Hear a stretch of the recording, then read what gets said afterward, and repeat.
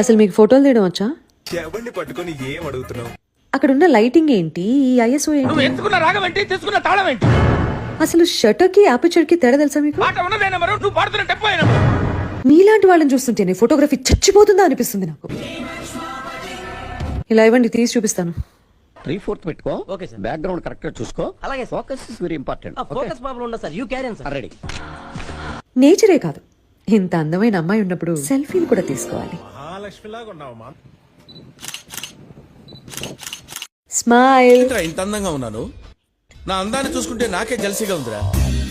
మీ face చూస్తుంటే నాకు ఓ ఉచిత సలహా కూడా ఇవ్వాలంది. That's what I want. Photography అంటే ఫోటో తీసే వాళ్ళకంటే తీయించుకునే వాళ్ళకే ఎక్కువ తెలుస్తుంది. నువ్వు చదువుకొని పట్టభద్రుడురా.